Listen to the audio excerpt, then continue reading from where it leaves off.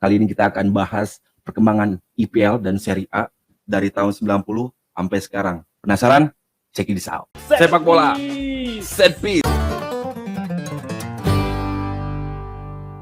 Welcome back to Set Piece Channel spesialis bola-bola mati. Yo, what's up? Oke, nah ini ada dua bintang tamu ya. Bintang tamu yang sebenarnya gue juga udah lama gak ketemu secara fisik. Bung Coki Mahendra Satya. Woi. Ini apa nih? Sebagai Liverpool, Dian? Wow. Outlet Pisar nih Bung Coki ini penggemar Liverpool. Cuma zaman dulu atau masih nih? Masih? Sekarang? Sekarang Man City sekarang. Man City udah ganti ya. Oke, Bung Reja. Nah, ini salam. dia nih. Sehat ya? Lemes amat. Udah pakai kursi gaming dong, itu nggak kursi bos tuh. Nah, malam ini kita bakal ngebahas sedikit ya, Cok, gitu. Nah, gue ini kan sebagai milenial generasi awal ya, hampir tidak milenial sebenarnya, masih penikmat Serie A lah, masih penikmat Serie A. Gue mulai Lu nonton milenial 90. versi USA, lu milenial versi USA. Gimana anjir? Versi Indonesia Gen X. Oh iya, beda negara beda versi ini. Iya. Nah, gua gini gue perhatiin ya, memang kan udah lama juga ya lu pada nonton bola. Gue sendiri dari tahun 97-98 lah SMP itu jadi mulai suka beli majalah bola. Terus ada soccer dulu, tabloid bola sama tabloid soccer atau Go. Nah, kenapa? Ngejar poster ya gitu. Nah itu pasti ya kan, lu pernah nggak Coki? Pasti kan koleksi poster. Iya. Kalau gue sendiri dari kecil kurang suka sama poster sebenarnya. Ini seniman. Jadi gue dari kecil tuh bola aja, karena gue nggak tertarik sama poster-poster, karena di bola kan analisis beda tuh. Ya gaya banget gue. Anjir, gue belum apa-apa, kening gue udah mengkerut. Ini yang gue bilang dulu pernah. Ini supporter bola tuh memang terbagi banyak ya. Ada yang memang teknikal, bener nggak? Terus ada yang filsuf, terus apa lagi ada yang kalau orang ada yang suka main bola dan nonton bola, ada yang hanya suka nonton bola, ada yang hanya suka main bola. Kalau bintang tamu kita yang terakhir kan hanya suka main bola. Ya, nggak mau nonton nggak suka. Nggak suka. Nonton nggak suka. Nah, Serie A zaman dulu sama IPL zaman dulu. Terus gue mau tahu juga tuh, kita akan bahas nanti sekarangnya gimana. Nah, mulai dari Bung Coki nih, apa kenangan lu tentang Serie A, circa 90 until 2000 ya, sampai 2000 sampai milenium lah, kayak gitu. Apa memori lu tentang Serie A? Memori gue sama Serie A itu adalah saat pertama gue, gue pertama kenal bola itu Piala Dunia 98, itu Piala Dunia pertama gue. Brazil lawan Skotlandia 3-0, gue inget banget, karena gue gak lupa ya. Terus akhirnya abis Piala Dunia tuh gue langsung ngerasa kayak, wah gue tuh suka bola kayaknya. Akhirnya gue suka bola, dan gue pertandingan pertama gue nonton bola itu adalah Juventus lawan Perugia. Hidetoshi Nakata pertama kali main tuh di Serie A. Itu debutnya si Nakata ya? Debutnya Nakata. Kalau lu masih inget, itu si gambarnya Perugia, yang di sebelah kanannya itu ada gambar-gambar singa apa naga gitu, yang kalau zaman sekarang sih norak banget ya mungkin buat jersey-nya, cuman sekarang tuh jadi barang rare, masih keren kan? Gitu. Jadi dulu tuh ada Nakata tengahnya, ada Milan Rajic ya sebelah kanan atau kirinya gitu-gitu. Nah itu pertama gue kenangan gue sama Serie A. Tapi akhirnya gue jatuh cinta dulu pada Venezia akhirnya, yang sekarang baru naik ke Serie A lagi. Kenapa? Recoba pasti? Bukan? Gue lupa waktu itu Recoba udah masuk apa belum ya ke Venezia. Cuman dari dulu tuh Venezia tuh terkenal dengan bajunya yang stylish keren. Jadi kalau pengamat jersey.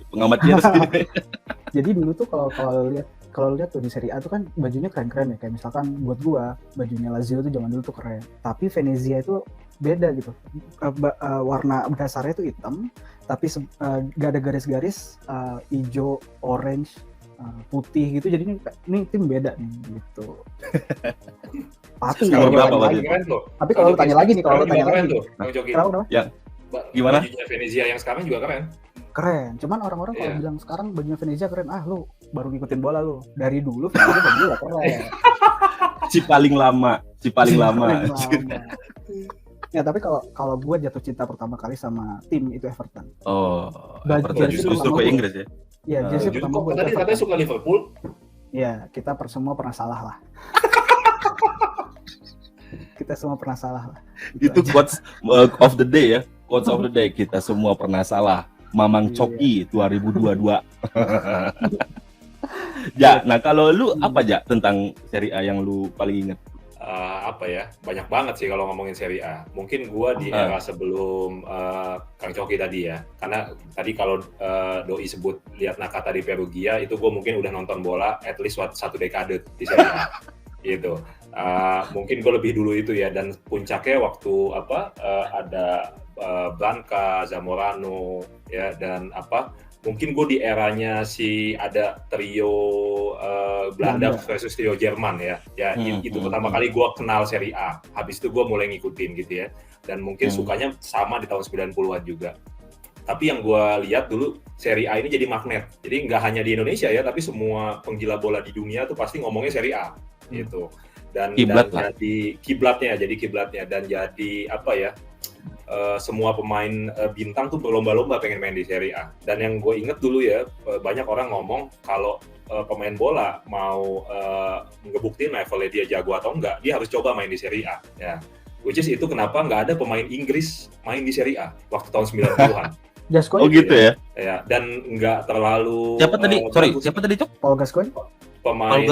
Pemain Britania Raya kayak Gascoigne, Ince, Robbie Keane, ya, nggak terlalu wow gitu ya. Nah, artinya pemain di Italia dulu 90-an ini memang kalau gue lihat magnet gitu ya, magnet, dan semua pemain tuh berlomba-lomba ke sana. Itu sih bro yang paling gue ingat. Jadi romantisme ada ini. Ada ya. Ada ini dulu bro, The Magnificent Seven. Ya. Gitu. Ada Parma juga di situ. Yes, betul. Ya ada AC Milan, Inter, Juventus, AS Roma, Lazio, sama Fiorentina dan Parma yang menguasai Serie A lah pada waktu itu ya. Dan nggak hanya hebat di Serie A, Bro Angga, Kang Coki. Serie A itu saya tahun 92 sampai 98, 7 musim beruntun itu selalu menempatkan wakilnya di final Liga Champions. Itu yang nggak pernah terjadi saat ini ya. Jadi kalau lu ingat dulu 92-an itu ada Sampdoria dengan Mancini, Vialli, ya terus Milan, habis itu Juve. Jadi 7 musim selalu ada finalnya di Liga Champions, which is itu jarang sekali terjadi saat ini oleh kontestan liga manapun gitu ya. Liga Inggris kan banyak sering tuh ya di semifinal, tapi jarang yang selalu ada di final tiap tahun. Itu bukti hegemoninya dulu gitu ya. Di jagat inilah ya, di jagat football, sepak bola dunia mah. Tapi Mas Reza nanya, Napoli di zaman itu kemana Mas? Napoli di era sebelum itu. Jadi setiap tim ada masanya, setiap masa ada timnya. Napoli mah 91 ya, di Naples kan? Iya, Napoli awal 90-an, iya, betul. Iya, awal 90-an. Baru mulai naik. Napoli kan memang dekat dengan sejarah sepak bola dunia karena memang dikaitkan dengan asal-usul mega bintang almarhum Maradona ya kan, dari Napoli. Cuman abis kesini kayaknya tapi Napoli nggak cukup kaya ya, Cok ya, nggak bisa datengin pemain lain kayak Juventus, The Magnificent Seven lah yang tadi. Iya kan, mereka kalau nggak salah sempat degradasi kan. Mereka tuh sempat degradasi di awal 2000-an kan, nggak salah. Seingat gue tuh dulu Napoli itu emang kalau zaman anak sekarang emang kurang sih zaman itu. Sampai sekarang juga masih kurang ya kan. Ya karena sebenarnya kalau menurut kita ngeliat sejarah gitu ya, disebut-sebut sebagai kiblat sepak bola tuh sebenarnya Italia, tapi juga nggak semua Italia gitu. Italia bagian utara aja, bagian yang di atas tuh, Turin, Milan, apalagi. Bahkan kalau lo lihat sendiri kayak Roma atau tim-tim dari Roma kayak Lazio, Roma sendiri, kalau kita bisa lihat kan berapa kali sih mereka juara Eropa gitu. Itu kan sebenarnya kita bisa lihat sebenarnya jomplang banget kan jumlah gelar yang ada di utara, di tengah, dan di selatan. Di tengah contohnya kayak di Naples gitu, di Napoli kan sebenarnya mereka juga ya bukan, kita nggak bisa bilang Napoli ada tim semenjana gitu, cuman ya kalau kita bandingkan sama duo Milan, Turin, ada Juve, ada Torino gitu, ya sebenarnya Napoli sebenarnya bukan siapa-siapa gitu. Sebenarnya zaman kejayaannya Napoli sebenarnya Maradona stop, hilang, sampai akhirnya ada Lavezzi, ada Cavani dan Marek Hamsik dan lain sebagainya kan gitu ya, sampai sekarang akhirnya mulai bisa stabil. Sambil diambil sama siapa, si produser film tuh, Laurio De Laurentiis sekarang kan ya. Jadi artinya memang Tapi memang di Italia mungkin gue nambahin tadi karena romantismenya banyak gitu ya. Di Italia itu kulturnya sih, kultur sepak bolanya itu yang mengakar memang. Karena di Italia itu sepak bola tuh ditularkan dari rumah ke rumah gitu ya. Jadi di Italia itu kan orang modelnya itu suka tinggal dalam satu rumah tuh banyak orang ya. Jadi ada yang dari cucu sampai kakek tuh tinggal di satu rumah. Di Italia kan mereka modelnya begitu ya. Nah, kayak Indonesia banget bola, ya. Ya, kayak Indonesia banget. Jadi bukan yang sendiri-sendiri tinggal. Nah, itu tuh ditularkan banget gitu ya, dari mulai cucu sampai ke kakeknya dan akhirnya mengakar gitu. Makanya di sepak bola Italia itu zaman dulu banyak sekali yang memang klub ini dimiliki oleh keluarga gitu ya. Yang akhirnya tadi mungkin ujungnya salah satunya adalah sulit berkembang secara marketing bisnis ya. Ya. Nah,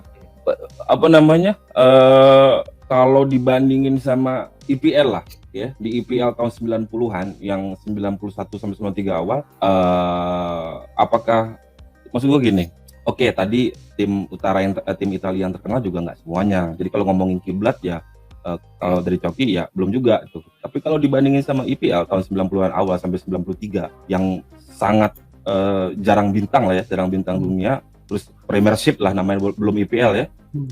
Cuma jadi sekedar hiburan kelas menengah gitu, bro. Nah, ini jadi cuma alternatif doang, malah dibandingin tidak semua Italia, cuma tetap aja di Italia seluruh tim udah jadi patokan industri sepak bola pada waktu itu. Apa ya memori lu tentang Liga Inggris, Ja? Kalau boleh tahu anjir. Boleh lihat gitu. Liga Inggris tahun 90-an maksudnya. Ya, 90-an sampai 2000 lah. 90-an sih cuma gue hidupin kalau gue pengen dengar teriakan-teriakan fans. Gue pengen lihat orang yang larinya kenceng, terus tendangannya kenceng. Gue hidupin tuh. Ya kalau lihat Liga Inggris tahun 90-an ya anomali lah terhadap sekarang ya. Liga Inggris tahun 90-an itu ibaratnya memang mereka Inggris ini kan fast learner ya di industri. Jadi 90-an tuh benar-benar abstrak memang sepak bolanya gitu ya. Memang contoh keabstrakannya gimana tuh menurut lo yang? Ya, jadi pertama ya dari sisi permainan lah. Gue bilang dari sisi permainan, Liga Inggris itu sangat minim taktik ya, kemudian pemain-pemain Inggris tahun 90-an itu nggak bisa dijejelin pakai hal-hal yang rumit ya, yang sifatnya strategik, itu nggak bisa, nggak masuk ke otaknya. Ya, makanya kemudian di tahun 90-an akhirnya mungkin lo tahu juga masuk pelatih-pelatih asing ya yang bawa nuansa berbeda gitu ya. Nuansa berbeda yang ngatur dari mulai hal sekecil mungkin ya. Gue tahu kan Wenger itu diet pemain ya kan. Iya. Sampai hal-hal yang remeh-temeh ya. Dulu mungkin lo kental lah, dulu Liga Inggris 90-an pasti ada pemain bengal kan, ada Di Canio lah, dari mulai Cantona segala macam ya, dan lekat dengan hooligans dan minuman gitu ya, sehingga memang secara sepak bolanya juga kita ngelihat nggak terlalu jadi gue bilang sih nggak menarik dibahas kalau Liga Inggris tahun 90-an ya, sampai segitunya gue gitu ya. Bung Coki, saya melihat tadi Anda tertawa terus ya, coba gini kenapa? Coba gimana? Liga Inggris tahun 90-an di mata lo? Kalau menurut gue menarik ya ngomongin Liga Inggris di tahun 90-an karena ya memang mungkin bener minim taktik, orang-orang kayaknya yang datang ke Inggris juga Marcel Desailly itu gue inget banget, itu udah tua ya kan. Terus kita sebut aja Gianfranco Zola datang juga udah tua. Terus Paulo Di Canio datang juga udah tua. Ya kayak Liga Buangan kayak sempat Italia awal-awal pertengahan 2010-an kemarin lah. Sempat jadi kayak gitu kan. Tapi kalau menurut gue apakah itu nggak bisa dibahas juga? Sedikit bisa dibahas. Menurut gue nggak juga sih. Kita bisa ngomong tentang revolusinya. Gimana sih sebenarnya orang-orang di sana itu bisa berevolusi dari sebuah tim yang istilahnya beda daratan kan mereka. Makanya kayaknya kalau misalkan kita datang ke sana tuh kayaknya ini negeri apaan sih nih, udah bangga sama diri sendiri ya kan, sukanya tackle sana sini gitu. Ngelihat orang diving tuh bukannya ditepokin tapi jadi lu musuh masyarakat lu ya kan, kayak gitu. Iya, menurut gue itu ada beberapa nilai yang sebenarnya mirip sama kita sebagai ya istilahnya sebagai kultur orang Jawa gitu ya. Bangga dengan Kumaha Jawa itu gimana? Gimana? Ya bangga dengan kejujuran, bangga dengan kepahlawanan, bangga dengan sesuatu yang istilahnya ya kita main nggak pakai otak tapi pakai hati lah istilahnya gitu. Kalau gue sebut Italia itu adalah permainan yang dimana liga kita bisa main pakai otak gitu, ya kan. Kalau di Inggris mungkin zaman dulu terutama ya Mereka nggak pakai otak, mereka pakai hati gitu. Lihat aja kayak misalkan ada pemain Pakai muda hati misalkan sama di tackle. syahwat, Bang. Pakai hati sama syahwat. Ini iya. Instead muscle, they using a heart to play a football. You mean? Iya, kalau lihat sendiri kan, kita lihat kalau di Italia misalkan itu ada, kalau gue kenapa akhirnya gue suka Everton awal-awal suka bola gitu, karena dari awal gue nggak suka Liga Italia. Gue suka Liga Italia sebagai karena penuh bintang, ada Del Piero sebut kan, terus nanti datang Trezeguet, terus nanti datang udah ada Batistuta, udah ada Rui Costa gitu, orang-orang teknikal banget gitu. Tapi satu sisi wasitnya kalau menurut gue ya, wasitnya terlalu kayak, saya gimana sih, orang-orang dengan sangat flamboyan gitu di tackle, kayak yang prit terlalu banyak berhenti gitu. Kan? Di satu sisi gue ngeliat kayak ada pemain kayak, gue mulai menangkap maksud arah pembicaraan Coki ini. Dan kan ada dulu namanya yang sekarang sempat jadi pelatih Everton, Duncan Ferguson, terus ada Marco Materazzi di Everton. Itu kan orang-orang nggak main bola itu, mereka main tangan sebenarnya kan. Iya. Gitu. Dan orang-orang yang menganggap diving header itu adalah puncak teknik skill sepak bola. Itu makanya kenapa orang sampai sekarang kalau kita main bola nih, kita ngegolin lewat sundulan itu kayaknya lebih emosinya lebih dapat gitu dibanding sama tendangan salto misalnya, tendangan sontekan biasa gitu. Ya. Gitu. Itu tuh yang dibandingkan dengan skill individu yang Brazilian atau Latinos gitulah ya. Iya, tapi kalau kita ngomong EPL 90-an ada Latinos yang bagus juga tuh dulu. Juninho Pernambucano. Siapa? Paulista. Iya. Cuma memang di lain di Middlesbrough. Ya. Iya, Middlesbrough, Deboro. Cuma gini ya, Mang Coki, di Liga Inggris itu kalau kita ngomongin mereka lebih bermain tidak menggunakan otak, cuma lebih memakai perasaan atau emosional, memang sangat emosional ya. Terus bahkan memang beberapa kejadian yang harusnya tidak terjadi di football zaman sekarang gitu ya. Kalau Cantona itu melakukan tendangan kungfunya atau Paul Gascoigne berulah di zaman sekarang itu karirnya udah nggak ini. Kemarin aja Kurtzuma aja cuma masalah sama kucing didenda 2 minggu potong gaji kayak gitu. Nah itu terjadi di Liga Inggris, jadi di mana bilang ladang pembantaian lah, bisa juga jadi Tapi yang menarik dan membuat bintang-bintang yang datang ke sana, Zola, terus dan lain-lain itu kayak yang ngelawan anak kecil yang suka berantem gitu loh. Jadi mereka terlihat sangat wah permainan mereka, padahal mungkin di Liga Italia pada waktu itu ya nggak terlalu ini. Jadi yang menarik tadi seperti betul, gue setuju yang Kang Coki bilang. Jadi sekarang seperti tertukar bro, gitu ya. Kalau dulu Liga Inggris itu lu pasti ingat lah ya, Zola, Vialli, Ravanelli, bahkan Ginola aja luar biasa di situ ya. Artinya pemain-pemain yang sudah nggak kepake, sudah di usia senja, sudah nggak perform di tempatnya, terus main di Liga Inggris. Sama kayak halnya di Liga Italia yang terjadi beberapa tahun belakangan ya, orang-orang yang masuk dari Liga Inggris ya. Lu tahu ada siapa di MU dulu, Young ya, yang kemudian pindah ke Inter usia udah 36. Sekarang lu lihat ada Giroud, ada Ibra.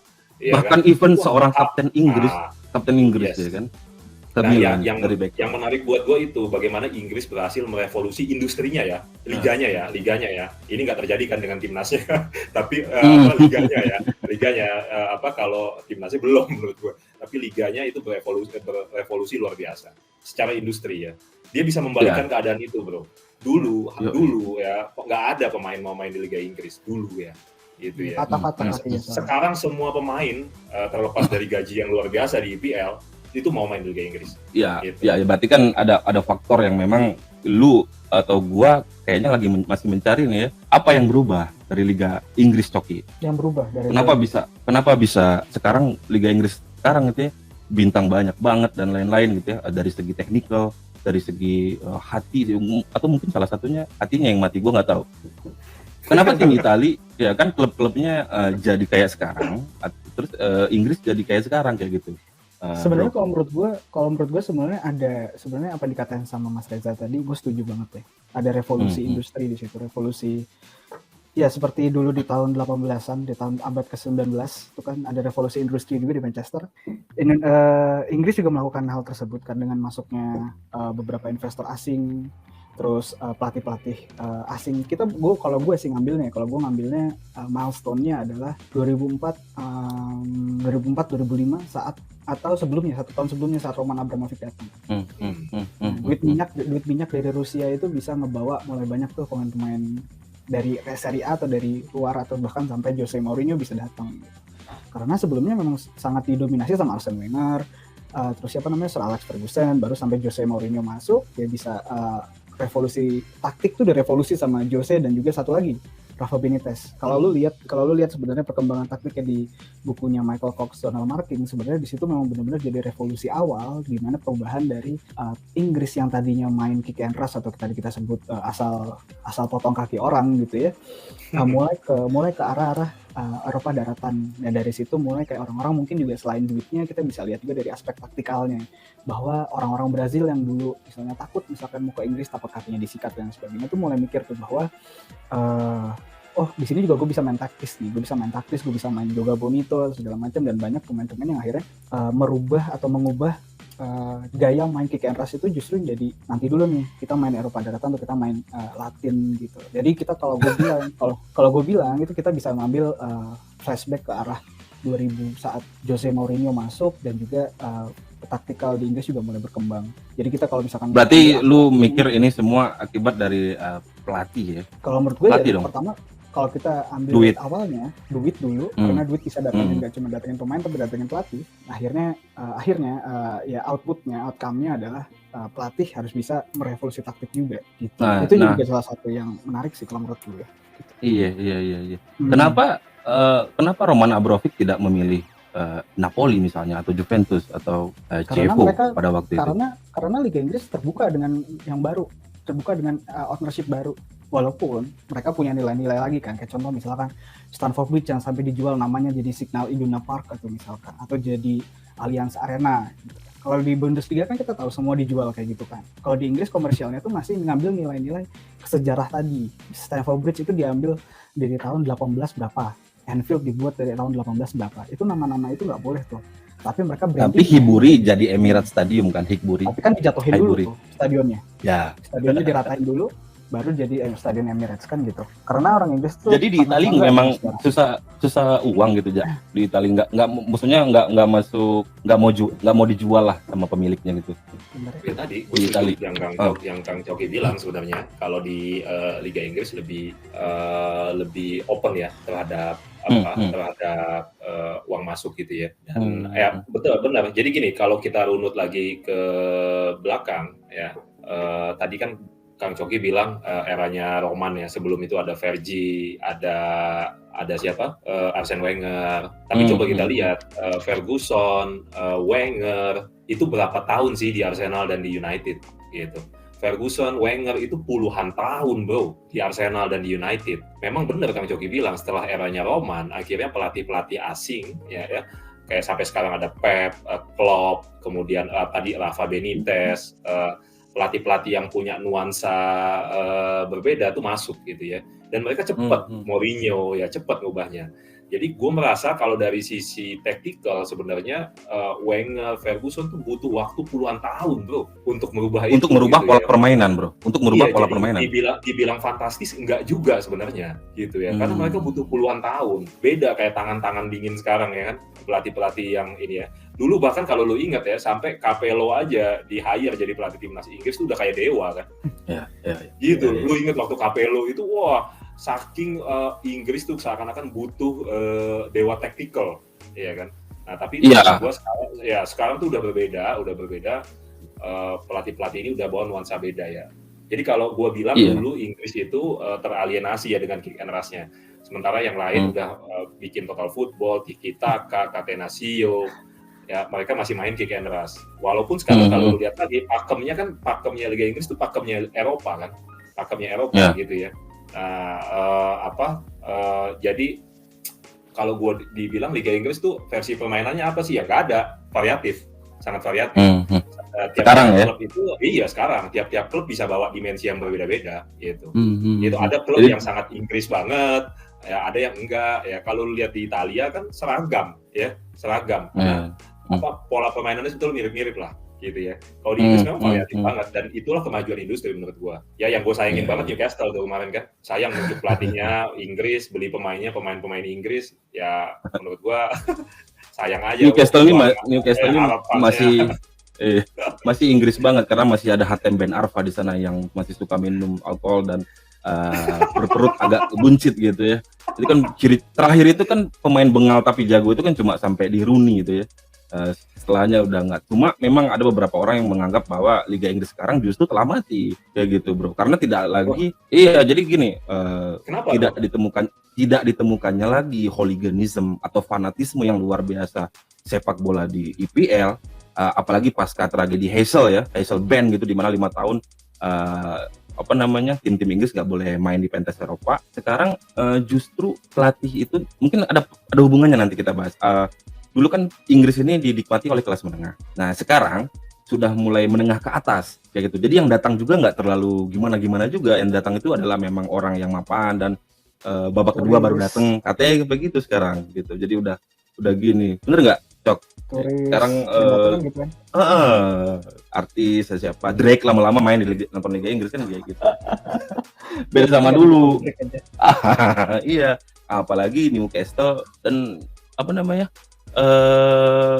dulu sebelum ada duit Roman, mungkin yang pertama kali bikin Inggris modern tuh ini, Cok, Sky Sport gitu. Jadi duit Sky Sport itu yang bisa bikin klub-klub Inggris bisa beli Cantona, Diseli, Zola dan lain-lain.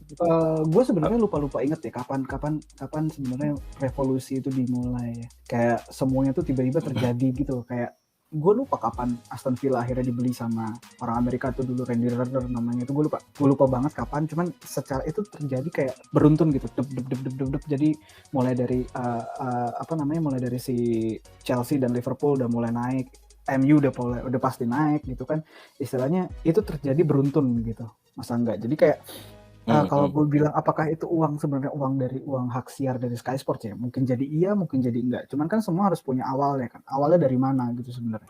Awalnya kalau menurut gue ya pasti kalau menurut gue awalnya itu pasti dari segi taktikal dulu. Bolanya enak dilihat apa enggak? Kalau menurut gue gitu ya. Kayak gue yakin gue nggak jadi orang pertama yang bilang bahwa Liga Italia itu istilahnya pertama temponya nggak cepat. Kalau kita ngomong bandingkan sama Liga Inggris ya, temponya itu kurang cepat, apalagi zaman 90-an.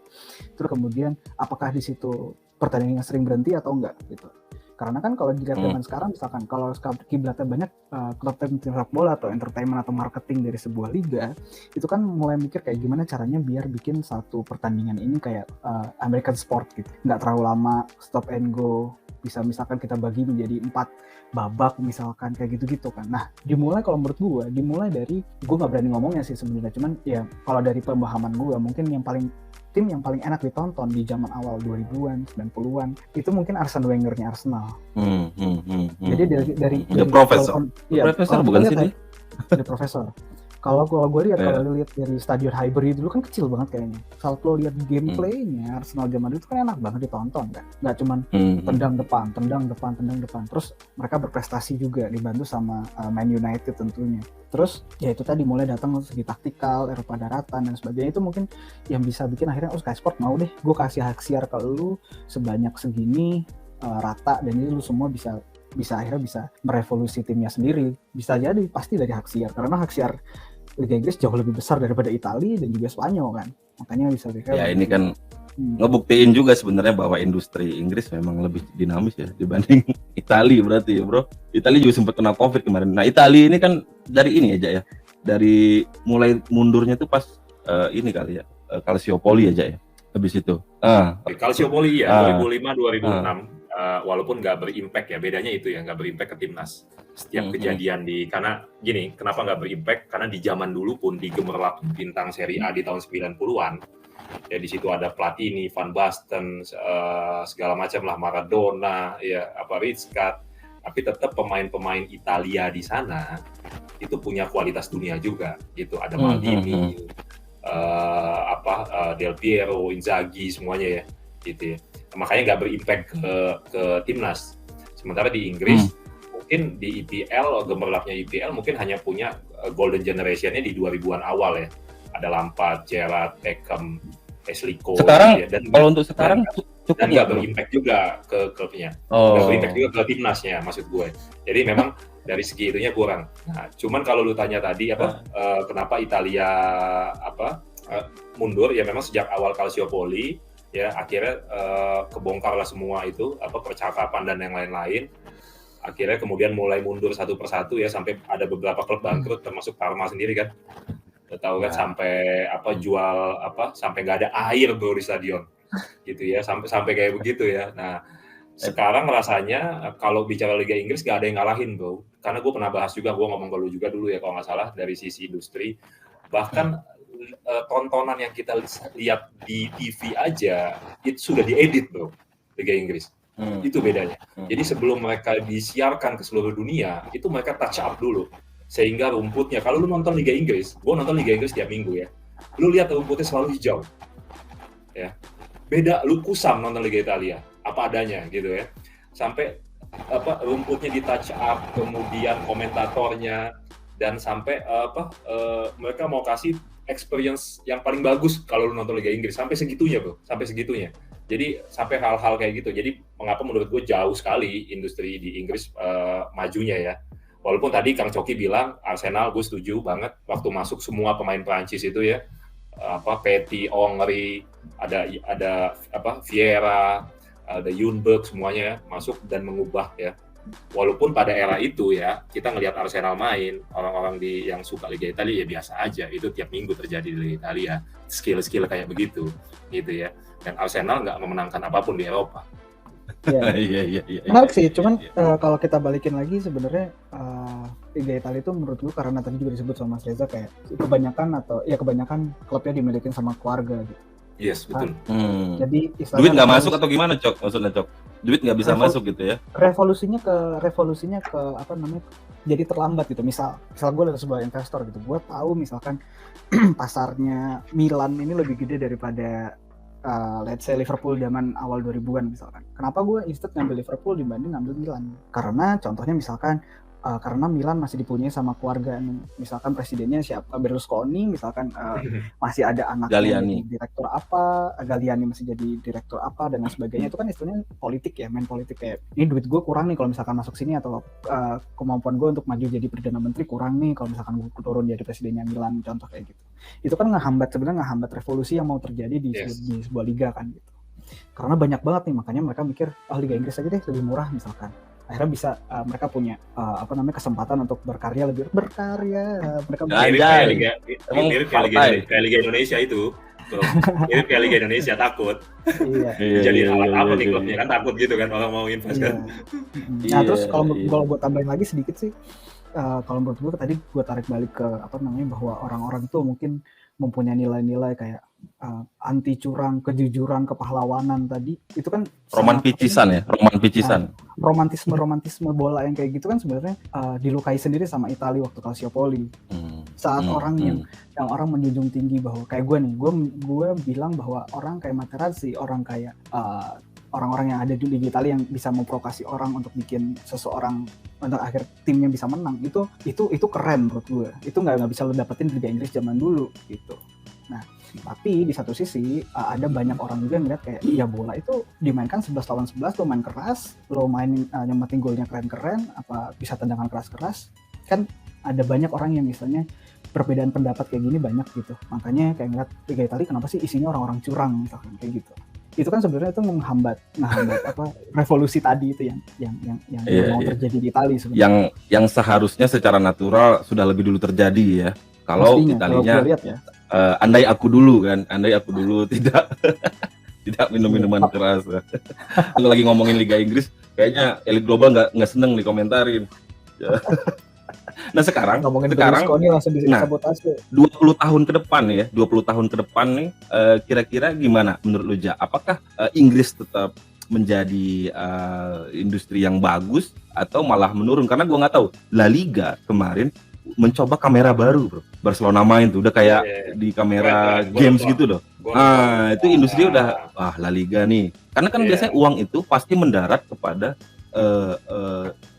kalau air itu pasti mendarat ke tempat yang paling rendah. Sama dengan uang, dia akan cari barang yang paling murah. Nah, sekarang yang paling murah adalah La Liga guys. Ya cuman gini, kalau ibaratnya Italia itu kuat dengan tradisinya sendiri gitu ya, nggak mikirin yang lain, sehingga industrinya relatif nggak jalan, sementara Inggris open minded dan memang dibuat sedemikian rupa ya sehingga industrinya maju. La Liga kan kita tahu belakangan kita tarik selalu penokohan ya, kalau La Liga tuh mendatangkan tokoh-tokoh yang ini ya. Tapi La Liga sendiri secara persaingan maksud gua kan hanya ada di 3-4 klub gitu ya. Beda dengan Inggris ya. Inggris sekarang kan dibuat merata bro. Lu lihat ya. Jadi orang tuh lebih menarik nonton Liga Inggris kan. Gitu ya. Semua klub bahkan Everton aja bisa masuk papan atas gitu. Jadi semua tuh punya feel gua ini kalau Liga Spanyol menurut gua inilah. Walaupun kemarin gua lihat kameranya itu keren, tapi bagus nggak permainannya gitu ya. Bagus nggak permainannya. Kalau lihat 20 tahun ke depan menurut gua nggak tahu ya. Kalau secara industri Inggris akan sangat-sangat maju gitu ya. Mungkin besok gua bisa nonton di Metaverse kali. Gue nonton derby London ya, gue masuk gitu kan ke stadion, mungkin bisa sampai gitu. Jadi kalau kena COVID masih bisa dilanjutin secara digital. Jadi nggak ada yang mundur timnya bro. Mungkin sampai kayak gitu tuh Liga Inggris gitu ya. Sementara Liga Italia gue lihat 50-50 karena mereka tadi unsur-unsur kekeluargaannya tradisional itu masih kental. Walaupun sekarang kalau lu lihat secara social marketing itu Juventus itu posisinya nomor 2 ya. Mereka salah satu klub yang paling banyak juga fanbase-nya paling luas lah. Yes gitu ya, tapi maksud gua Inggris tuh selalu punya caranya bro gitu ya, selalu punya caranya gitu ya. Memang ini udah sedemikian rupa dibuat Inggris, tapi bagi orang-orang yang pengen tadi gua agak tergelitik sebenarnya saat lo bilang menurut lo Liga Inggris mati gitu karena kehilangan hooligans, karena kehilangan ini karakternya ya. Iya, bahkan katanya Liga Inggris itu lebih enak disaksikan di TV, bro, daripada aslinya. Iya, daripada lu nonton langsung. Karena di TV itu udah di packaging sedemikian rupa gitu ya. Dan nonton Liga Inggris itu katanya ya, kata temen gue yang di London itu udah kayak nonton bioskop. Lu bisa masuk kapan aja, telat 30 menit, ya kan? Di tengah-tengah lu masuk, nanti gak ngerasa kehilangan sesuatu ya bro ya? Gak ngerasa kehilangan sesuatu gitu. Ya kan? Karena dia juga bisa streaming ya, kalau gue mau nonton Liga Italia yang super lambat itu, gue harus prepare dulu 5 menit sebelum gue udah harus ada. Gitu. Oke, menarik nih. Gue mau nanya. Nah, menurut gimana? Gue mau nanya ke Mas Reza sama Mas Angga. Kalian berdua setuju nggak sih sama European Super League? European Super League. European Super League. Belum, kita belum sempat bahas ya. Masih kita singgung sedikit. Belum sempat. Iya. Coba, menurut kalian ini Reja dulu dong. Cepat aja. Setuju apa nggak? Quick opinion. Gue setuju aja. Setuju. Kalau gua ini Haxia. Ini mainnya Haxia dan fanbase. Jadi dia lagi. Karena gini loh, kalau dalam hati kecil gua itu nggak setuju, tapi yang namanya industri ini nggak bisa kita tahan. Oke. Kalau gua gitu. Hati kecil gua sebagai penggemar sepak bola ya, apaan tuh liga, ya kan? Tapi nggak bisa ditahan. Itu. Nah, yang jadi masalah kan sebenarnya orang tuh nggak mau ada Super League tuh karena banyak orang yang berpikir bahwa nggak penting nih, misalkan Milan ketemu Spezia, itu menurut banyak orang itu nggak penting. Inter ketemu Verona, banyak orang yang bilang bahwa itu nggak penting. Banyak orang yang bilang bahwa MU ketemu sama Norwich itu nggak penting. Orang-orang Super League kan mikir kayak gitu. Tapi yang dipikirin lagi sebenarnya adalah time span dari setiap orang-orang yang sekarang jadi konsumen dari sepak bola itu ada atau enggak sebenarnya. Kayak tadi disebut sebenarnya kayak misalkan lebih seru nonton di TV atau nonton di live streaming ketimbang nonton langsung misalkan. Karena apa? Karena misalkan kita nggak bisa mungkin gue nggak tahu lah, gue kurang setuju sama itu karena gue selalu bilang bahwa datang ke stadion itu selalu lebih menyenangkan dibanding nonton dari TV. Itu kata teman gue, Kang Joki, teman gue itu, gue juga belum pernah. Tapi karena Gen Z, orang-orang yang jadi nonton atau penonton masa depan sebuah sepak bola itu punya time span yang untuk fokus itu sangat pendek. Gejala Bung Budi. Kenapa? Karena gini, lo lihat sendiri video-video di Instagram yang dipinatin sama anak muda, video-video di TikTok yang diminatin sama anak muda, itu semua itu berdurasi 1 sampai paling lama 2 menit. Karena kenapa? Karena time span-nya mereka fokus hanya pada 1 menit atau 60 detik awal lah, let's say kita sebut kayak gitu. Nah, gimana TikTok caranya generation. gimana caranya agar sepak bola ini bisa tetap membuat semua orang fokus? Contoh misalkan basket itu tidak ditonton, orang nggak nonton dari kuarter 1 sampai 3, tapi nonton kuarter 4-nya doang. Gimana caranya bola itu ditonton dari menit 1 sampai menit 90? Katanya banyak orang yang mau merevolusi sepak bola ini, kayak contoh misalkan lu mainin aja 15 menit gitu, cari gol sebanyak-banyaknya atau nggak usah pakai kiper misalkan. Itu benar banyak orang yang ngomongnya kayak gitu. Karena kalau kita ditanya 20 tahun ke depan mau jadi apa sepak bola ini, itu sebenarnya kita nggak kebayang sama sekali. Anjir. Kalau kata gue sih gitu ya. We have no idea what will happen within football industry, bro. 20 tahun yang lalu, apakah gue akan lihat pemain top dunia ada di PSG? Apakah gue tahu top pemain top dunia ada di Newcastle misalnya? Gak ada yang tahu, men. Dulu Inggris didatangi sama banyak orang Amerika. Sekarang orang Amerika pun nggak mau invest di bola. Kenapa? Karena mereka kalah sama orang-orang Timur Tengah. Tapi dulu waktu gue dengar 20 tahun yang lalu, waktu gue dengar komentator Inggris itu lebay yang what a shot gitu, itu gue tahu kayak Inggris bakal maju. Paling nggak dari sisi kenapa? Inggris apa? Ya karena mereka berhasil mengaduk-ngaduk emosi kita tadi, kayak Kang Joki bilang rasa kepahlawanan itu, mereka berhasil upload itu jadi bumbu-bumbu menarik di luar sepak bola seperti sekarang gitu ya. Hari ini kan milenial nggak hanya ngomongin bolanya kayak kita gitu kan. Hari ini yang diomongin adalah hal-hal yang di luar sepak bola gitu ya. Itulah kehebatan revolusi menurut gua, salah satunya gitu ya. Beckham punya 3, jadi kalau gue selalu, ya nggak tahu ya, in the end lu bakal nanya ini nggak ke gua, tapi kalau gue selalu sampai sekarang gue masih lihat seri A dan EPL ini seperti Beckham dan Zidane, itu aja. Maksudnya? Ya EPL itu seperti Beckham, seri A itu seperti Zidane. Dua-duanya sama-sama bagus. Metropolitan banget kali ya. Iya. Yang satu metropolitan. Followersnya Beckham lebih banyak kan? Gitu. Dan siapa yang nggak kenal Beckham? Prestasinya Beckham juga bagus gitu. Jadi menurut gua itulah analoginya kurang lebih kayak gitu. Tapi lo mikir gini nggak sih, kedekatan kenapa orang Liga Inggris mungkin lebih cepat maju juga karena ada kedekatan bahasa nggak sih? Kayak contoh misalkan gue ngeliat tifosi lagi nobar di mana gitu, mereka nyanyi Liga pakai bahasa Italia. Ini no offense kepada fans Liga Italia, cuman kalau gue ngeliat kayak lo nyanyi ale Milan ale gitu, itu keren, cuman lo ngerti artinya apa enggak sih gitu. Itu salah, itu fakta loh. Memang. Itu Barzagli. Itu fakta, dan memang itu tadi benar. Itu udah ada risetnya. Itu betul. Salah satunya adalah karena bahasa ya.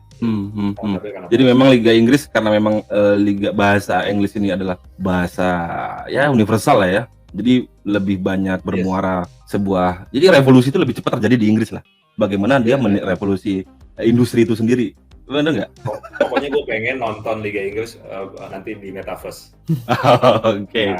Karena collectible itemsnya udah dijual ya di blockchain. Udah banyak token ya. Jadi setiap sepak bola udah bikin token sendiri kayaknya harusnya nih. Oke. Nah, bagaimana nih menurut set piecer sekalian bahwa akan seperti apa Liga Inggris atau Liga Italia 20 tahun ke depan? Apakah kita bisa bermain hanya di Metaverse atau hanya secara virtual dan lain-lain, karena juga pandemi? Gua nggak pernah tahu, kita nggak pernah tahu, cuma lu pasti tahu. Silakan tulis di kolom komen. Jangan lupa like dan subscribe channel ini buat yang baru nonton. Terima kasih Bung Coki dan Bung Reza. Kita nanti ngobrol-ngobrol lagi. Jangan lupa follow akun Instagram dan TikTok kami @setpiecer di sini. Adios, salam olahraga, set piece. Jangan lupa like dan subscribe, pencet loncengnya, jadi kita upload teman-teman tahu. Jangan lupa follow akun TikTok dan IG kita di Setpiecer. Dan bagi yang belum subscribe, silakan subscribe, like, komen, dan juga tonton video-video ini karena biasanya akan ada bagi-bagi giveaway ya bro ya.